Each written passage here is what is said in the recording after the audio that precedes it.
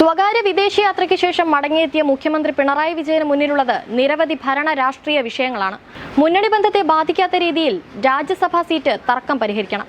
സംസ്ഥാനത്തെ ക്രമസമാധാന നിലയും ഗുണ്ടാക്രമണങ്ങളും മറ്റൊരു പ്രധാന പരിഗണനാ വിഷയമാണ്. ലോക്സഭാ തെരഞ്ഞെടുപ്പ് നടക്കുന്നതിനിടെ മുഖ്യമന്ത്രി വിദേശത്ത് പോയത് രാഷ്ട്രീയ വിവാദമായിരുന്നു. തെരഞ്ഞെടുപ്പ് നടക്കാനിരിക്കുന്ന ബംഗാളിലും ഡൽഹിയിലും മുഖ്യമന്ത്രി പ്രചരണത്തിനായി പോകുമോ എന്നും കണ്ടറിയണം.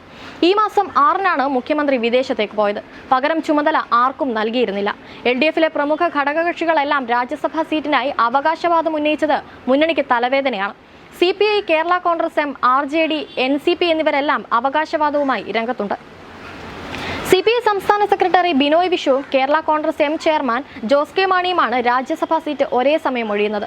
3 ഒഴിവുകളിൽ 2 LDFിനാണ്. അതിൽ 1 CPMനും. CPIക്ക് സന്തോഷ് കുമാർ കൂടി രാജ്യസഭാ അംഗമായുണ്ട്. ജോസ് കെ മാണി മാത്രമാണ് നിലവിൽ കേരള കോൺഗ്രസ് എം രാജ്യസഭാ പ്രതിനിധി. ജൂണിലാകും രാജ്യസഭാ തെരഞ്ഞെടുപ്പിന് വിജ്ഞാപനം വരിക. 5-ാം ഘട്ടത്തിൽ മെയ് 20-ന് വോട്ടെടുപ്പ് നടക്കുന്ന ബംഗാളിലും 6-ാം ഘട്ടത്തിൽ 25-ന് തെരഞ്ഞെടുപ്പ് നടക്കുന്ന ഡൽഹിയിലും മുഖ്യമന്ത്രി പ്രചരണത്തിനിറങ്ങുമോ എന്ന ചോദ്യവും ഉയരുന്നുണ്ട്.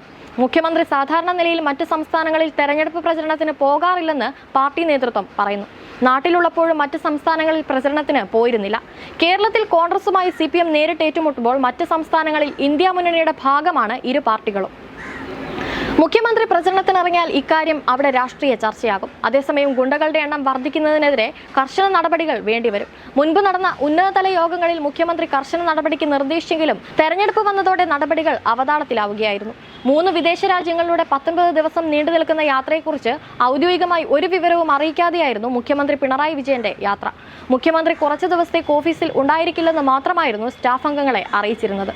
യാത്രയുടെ ഉദ്ദേശം എന്തെന്ന് വ്യക്തമാക്കാതെയായിരുന്നു ഇന്തോനേഷ്യ, സിംഗപ്പൂർ, UAE എന്നീ രാജ്യങ്ങളിലൂടെയുള്ള മുഖ്യമന്ത്രിയുടെയും കുടുംബാംഗങ്ങളുടെയും സഞ്ചാരം. മുഖ്യമന്ത്രിയുടെ വിദേശയാത്രയെക്കുറിച്ച് ചെണ്ടകുട്ടി അറിയിക്കേണ്ടതുണ്ടോ എന്നാണ് ഇടതുമുന്നണി കൺവീനർ EP ജയരാജൻ ചോദ്യങ്ങൾക്ക് മറുപടി നൽകിയത്. കൂടാതെ മുഖ്യമന്ത്രിയുടേത് സ്വകാര്യ സന്ദർശനമായതിനാൽ തന്നെ അത് വെളിപ്പെടുത്തേണ്ട ആവശ്യമില്ലെന്നായിരുന്നു സർക്കാരിന് നേതൃത്വം നൽകുന്ന ഇടതുമുന്നണിയുടെ കൺവീനർ നൽകിയ മറുപടി.